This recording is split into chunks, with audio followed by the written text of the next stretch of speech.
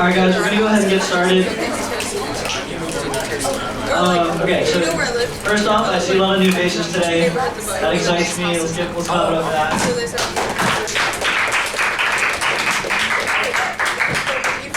Okay, so today's meeting is about the Second Amendment. Obviously, it's a little controversial, so with that being said, let's remember to keep it respectful. You know, you're not going to agree with everybody, so just let it be respectful. Yeah, thank you for having us. Third official meeting. I think the first meeting we had 65 people. Second meeting we had close to 75 people. This one's a little lighter crowd, maybe some assassins going on. First things first, Evie, raise your hand. This is our reporter from GOHS Gazette. That's big. And she's looking to interview people. So if you want to be interviewed for our club, go talk to her. We'll give you a candy bar. And there's that. As far as the growth, the Pacific region and Turning Point, we got California, Oregon, and Hawaii. We have 70 chapters across those 3 states, which is huge. We're the largest youth political movement in the U.S. As of now, it's big, great things we're doing. And we have chapters in the surrounding area: Great Oak, Temecula Valley, Marietta Mesa, Shap, and Linfield just have one. So that's 6 chapters in the local area. We're really, really growing right now. As you said, the topic, Second Amendment, very politically charged and sensitive, so just be respectful. Welcome all viewpoints, as always, and be professional. As far as the party politics with this, America is really the only country in the world that has this gun problem that we have. We're very one of a kind in that issue. And I think both parties agree that we need to fix the issue. Just where the disagreement is how we fix it. So that's what we're going to be debating about today. And with that, something new we're going to be doing is Great Oak Bible Fellowship is going to be coming into our meetings, every meeting, to do a verse of the week. And they meet every Thursday in what room? In 301, Mrs. Santone's room. So stop by there this Thursday. I'll be there. Come learn the Word of God. And I'd like to introduce Priscilla. Let's do this week's verse of the week. Thank you, Ben. Before I get started, I'd like to thank the rest of the board for having me here. Like Ben said, my name is Priscilla Lopez. I'm president of Great Oak Bible Fellowship. We are a Christian-based club. We meet every Thursdays in room 301. We got free Domino's pizza, a game, and then we also have a quick short devotional. We'd love to see you in room 301 this week. Today I'll be sharing a verse from Matthew 6, verses 25 through 27. It says, "Therefore I tell you, do not worry about your life, what you will eat or drink, or about your body, what you will wear. Is not life more than food, and the body more than clothes? Look at the birds of the air. They do not sow or reap or stow away in barns, and yet your heavenly Father feeds them. Are you not much more valuable than they? Can any one of you, by worrying, add a single hour to your life?" So here Jesus is teaching us to trust God instead of worrying about basic things in life. When it says, do not worry about life, he's not saying that clothes and food doesn't matter, but he's saying that we simply shouldn't be consumed with anxiety based on those things. When it says, look at the birds, he refers and uses this example to show how he cares about the little things in life, like the birds, so he will fulfill things in us because we are much bigger than birds, obviously. And it also says, can any one of you, by worrying, add a single hour to your life? And this is implying that worrying doesn't benefit you or change anything. It only drains your energy and your peace. So if I'd like for you to take something from today, it's that trust God's care and focus on what really matters, which is your relationship with him, rather than stressing over things that he has promised to provide. That's it.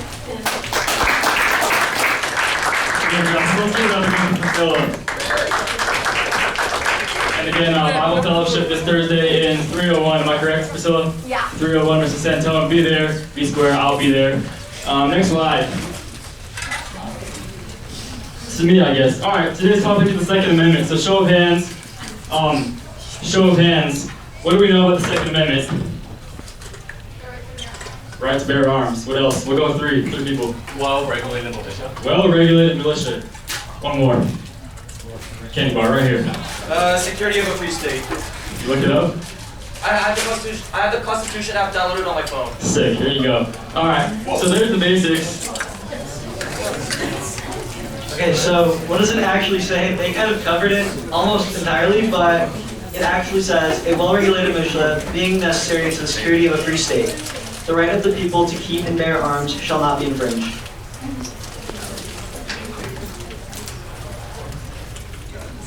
Okay, what does this mean? This gives the right to bear arms. Supreme Court's rulings have affirmed that this is an individual right for lawful purposes, such as self-defense in a home, and this right applies to state and local governments as well as the federal government.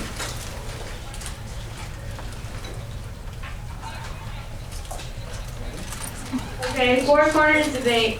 We're gonna read the statements provided, and everyone's gonna go into a corner that best aligns with your belief. If you're neutral, go in the middle of the room.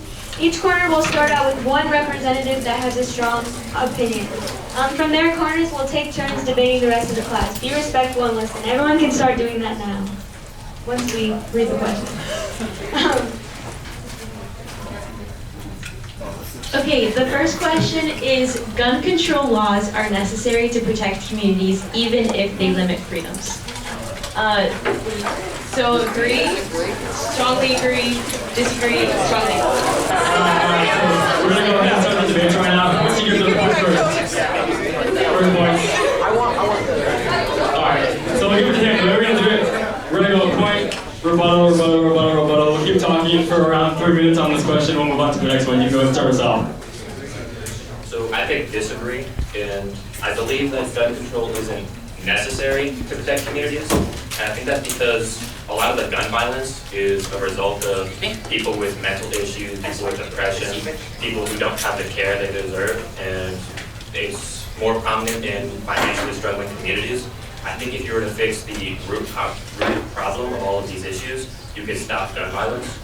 And the reason I'm not strongly disagree is because I think you need a little bit of control. You obviously can't be letting a 10-year-old walk around with a gun, or you can't let the mentally insane walk around with guns. So I think there needs to be, some common sense screening at the bare minimum.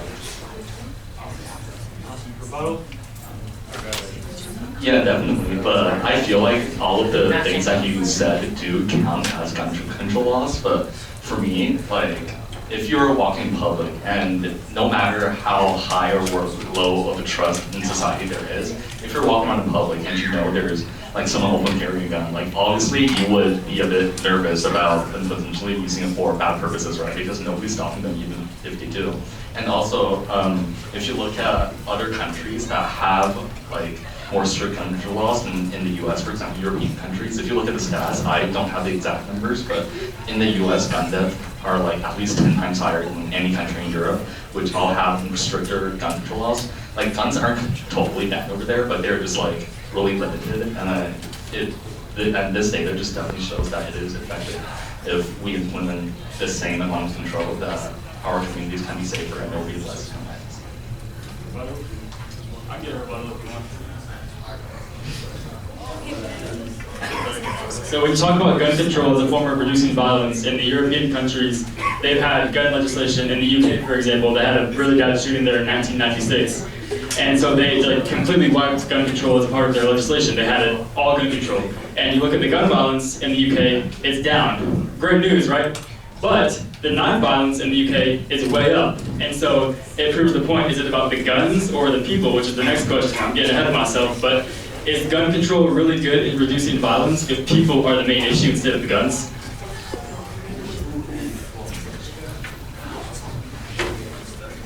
Well, even if the people are the issue, if you take away their ability to get the weapons, and obviously it will still, like, the violence will still be reduced. So for example, even if you look at the knife crime numbers, I don't recall the exact numbers, but the US, any other weapon is still at least slightly higher than in the UK. So even if the people is the issue, if you take away the people, the ability for those people to get the weapons, it will still be effective.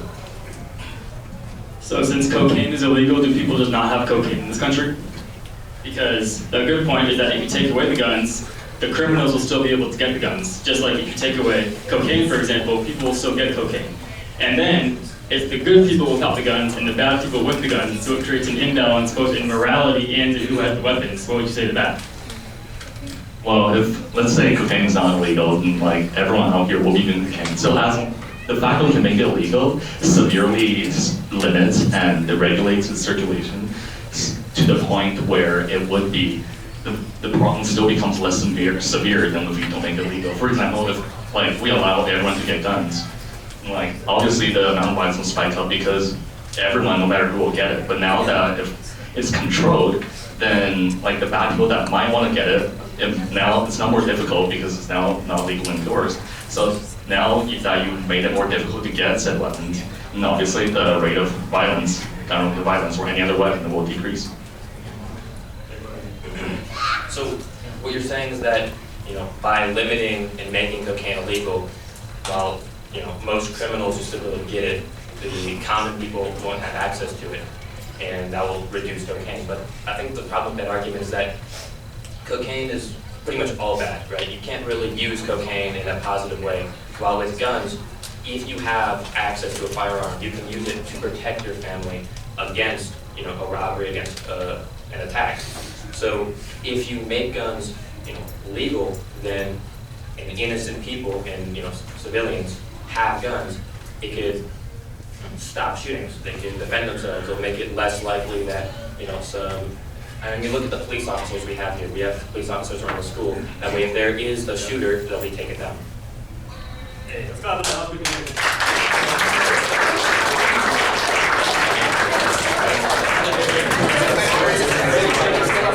Do guns play a bigger role in gun violence as opposed to people? Alright, we're gonna go ahead and start the debate for this question. Probably the best question in the entire meeting, so I'm excited for interesting debate. By the way, if you're on the side and you have a good idea, then come to the middle and say your idea. You'll get a gift card. Alright, so we're gonna have a claim your reasoning and then we'll go roll from there. Alright, so let's begin. So, do guns play a bigger role in gun violence? I would say no. You see, the thing about the gun is that it can only be, that it's wielded by a person. A bullet can only be shot if someone pulls the trigger, unless there's a misfire, of course, but those rarely happen. But I think that the reason why people play a bigger role, and this is because of, you know, of like mental illnesses. Like, for example, I was in Sacramento in like, it was like August, and that was the first time I really encountered a crackhead. Not just one, but two. Yes, I encountered two crackheads in one day. And I just keep out and do something, alright? Yes.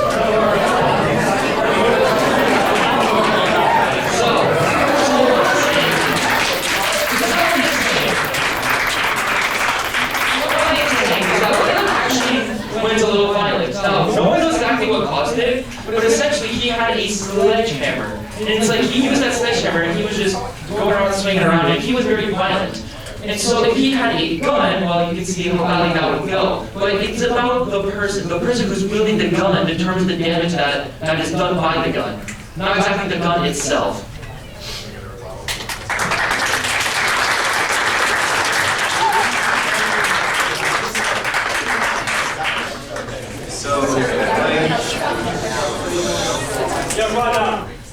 At the end of the day, it'll always be like the person, because the gun can't like fire itself. But like the whole world is having a mental illness crisis and like drug epidemic.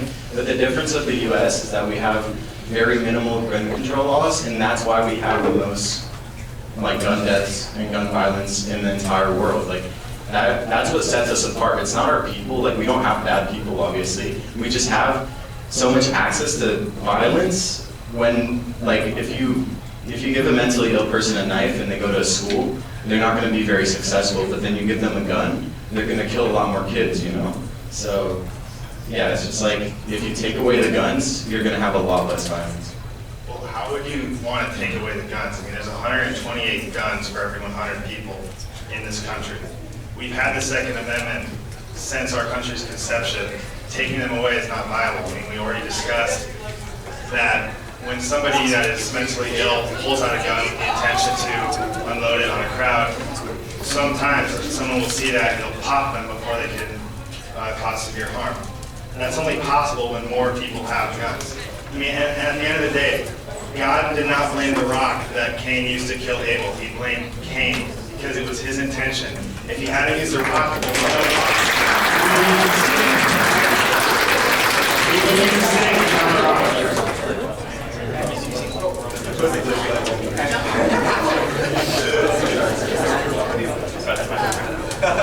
I really like your reference from Cain and Abel. Like, even though like the gun like actually like killed this person, but it's always like the person's decision to, you know, act like that gun violence. Like, for example, let's say, for example, like the assassination on Charlie Kirk. It's not the, you know, gun, like, you know, that actually did the crime. It was actually the person, because of like the opposed values that Charlie Kirk had. And it was like an act of revenge. There's always a backstory, like why that person did what that person did. So.